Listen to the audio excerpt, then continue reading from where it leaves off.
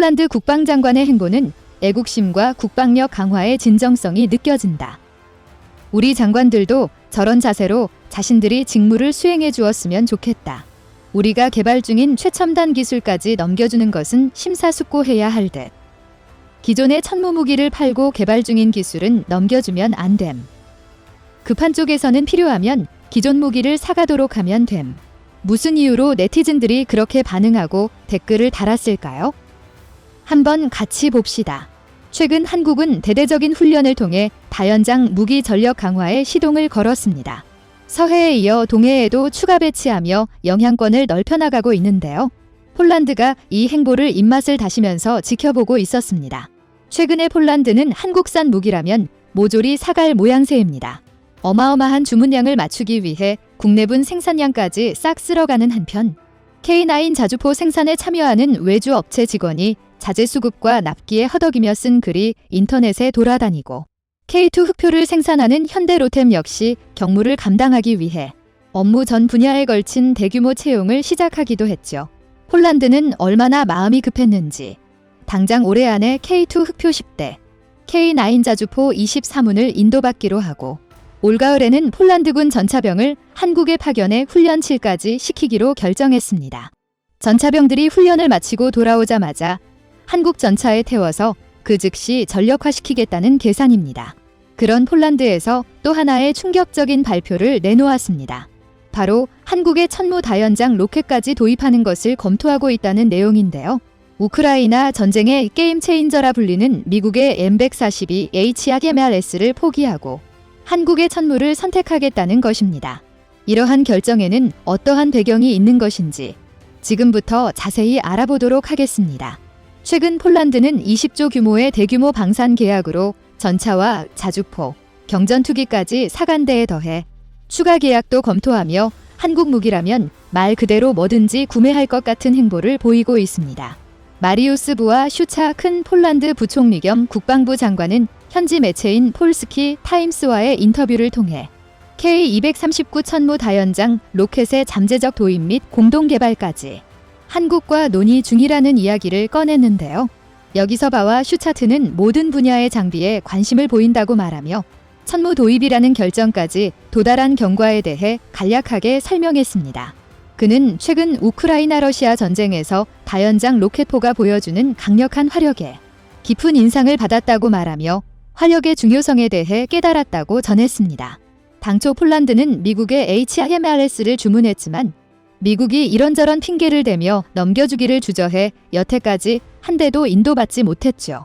미국은 폴란드 대신에 당장 화력이 필요한 우크라이나에 HIMARS를 제공했고 거기서 HIMARS가 엄청난 활약을 하는 모습을 본 폴란드는 더욱 조급해졌습니다. 전쟁이 길어지며 미국으로부터 HIMARS를 받을 수 없을 것이 거의 확실해지자 폴란드는 HIMARS를 대체할 무기가 필요했고 그 무기로 한국에 천무만 한 게 없다는 결론에 이르러 주저할 틈도 없이 곧바로 천무 계약까지 논의한 것입니다.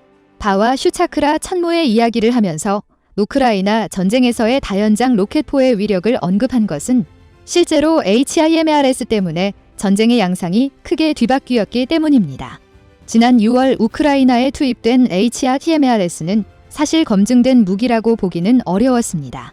전쟁 초기 강력한 위력을 뽐낸 드론을 포함해 초소형 우스마트 웨폰이 전쟁의 승패를 가로지르는 중요한 요소가 될 것이라는 분석들이 잇따르면서 HIMARS 같은 대형 무기가 나설 무대는 없을 것으로 보였습니다. 모스크바함 침몰의 주역인 터키산 드론은 물론이고 다양한 사이즈의 중국산의 드론이 얼마나 전쟁의 흐름을 바꾸고 있는지도 자주 언급되었으며 휴대용 대전차 미사일 제블린의 활약으로 인해 전차 무용론은 잊을 만하면 군사 전문지에 등장할 정도로 대형 무기에 대한 여론이 좋지 않았던 것이 사실입니다. 그러나 HIMARS가 배치되자마자 몰려오던 러시아군의 진격을 가로막으면서 소형 드론이 현대전에서 어느 정도 역할을 하긴 하지만 그보다도 강력한 화력을 통한 억지력이 아직까진 훨씬 효과적이라는 분석이 등장하며 평가가 180도 반전되었습니다.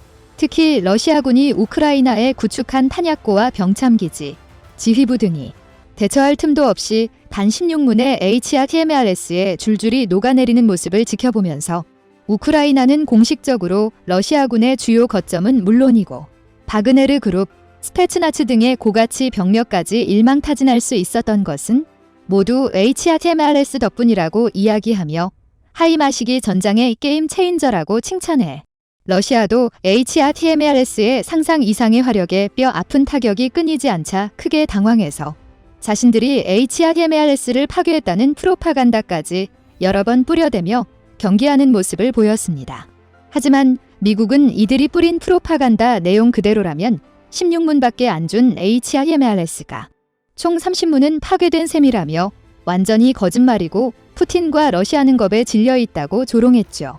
최근 보도에 따르면 러시아가 파괴했다고 믿고 있던 HRTMRS는 우크라이나군이 비슷한 겉모습으로 만들어 야전 배치한 목재 디코이였다고 합니다. 세르게이 쇼이구 러시아 국방부 장관도 HRTMRS의 상상 밖의 위력에 당황하며 그동안 차츰차츰 러시아 우세로 돌려놓았던 전황이 갑자기 우크라이나에 기울자 식은땀을 흘리고 있다고 하죠. 그는 허겁지겁 보스토크 대대를 찾아가 고정밀 무기로 HRTMRS 타격을 우선시할 것을 주문했다고 합니다. 하지만 이미 HRTMRS로 입은 피해가 너무 커서 소 잃고 외양간을 고치고 있는 쇼이구 장관은 그 자리를 유지하기도 힘들어진 궁지에 몰렸습니다.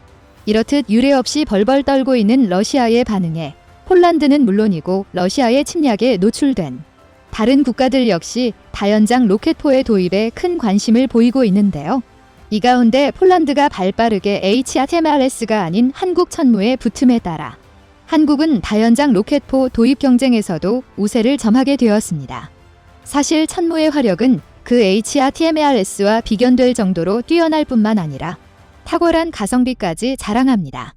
K239 천무 다연장 로켓포는 구식 K136 주룽 시스템을 대체하고 한국 포병의 능력을 향상하기 위해 만들어졌습니다. 주룽 대비 사거리와 화력, 정확도가 비약적으로 상승하여 군단급 정찰 무인기와 더불어 군단 작전 반경을 획기적으로 늘린 체계로 평가받습니다. 천무는 탁월한 험지 돌파력이라는 장점을 지니고 있는데요. HRTMRS가 우크라이나에서 큰 활약을 벌이고 있는 것은 평지였기에 가능했다는 분석이 나온 만큼 평지 전용 차체의 한계로 인해 산지가 많은 우리나라나 폴란드에서는 운용에 애로사항이 많습니다. 반면 천무는 애초부터 한국 지형에서 사용할 것을 염두에 두고 만든 무기이기 때문에 산악 지형에서 강점을 보입니다. 거대한 발사 포드와 로켓을 매달고도 최대 시속 80km의 기동성을 뿜어내며 전용 탄약 지원 차량도 동일한 속도를 낼 수 있죠. 또한 천무는 다양한 구경의 탄약 체계를 발사할 수 있는데요. 런처에는 2개의 발사 포드가 장착되어 있고 여기에 기존 130mm 주룽 로켓, 227mm 확산탄, 239mm 유도 로켓 등 다양한 무기를 골라 끼울 수 있는 범용성을 갖추고 있죠. 심지어는 KTSSM으로 불리는 400mm, 600mm 전술지대지 유도 무기까지 조만간 천무에 통합될 것으로 보이는데요. KTSSM은 무려 290km의 사정거리를 자랑해 한국판 ATACMS로도 유명합니다.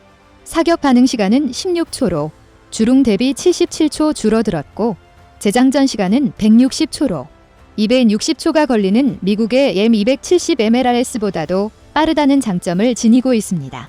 거기다 6발밖에 장전할 수 없는 HRTMRS와 달리 천무는 1회 장전으로 227mm와 239mm를 12발까지 발사할 수 있습니다. 이렇듯 기동성 측면에서도 운용성 측면에서도 심지어는 화력으로도 현재 최강이라 불리는 HRTMRS 대비 전혀 부족함이 없는 무기면서 가격은 반 정도밖에 안 하기 때문에 천무는 HRTMRS의 상위 호환에 가깝다는 분석까지 나오는 상황. 천무는 현재 북한의 장사정포 위협에 맞서기 위해 한국의 주요 지형에 배치되어 있습니다. 덕분에 북한은 이제 감히 과거 연평도 포격과 같은 도발을 저지를 수가 없게 되었는데요.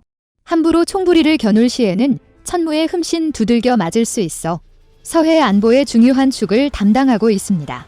이렇듯 원래는 북한의 도발에 맞서기 위해 태어났지만 개량을 거듭하다 보니 HRTMRS와 비견될 정도의 엄청난 스펙을 자랑하게 된 것이죠. 결과적으로는 북한과의 군비 경쟁이 새옹지마로 돌아온 셈입니다. 폴란드 역시 실전 배치된 천무가 발휘하는 압도적인 억지력에 대한 소식을 들었다고 하죠.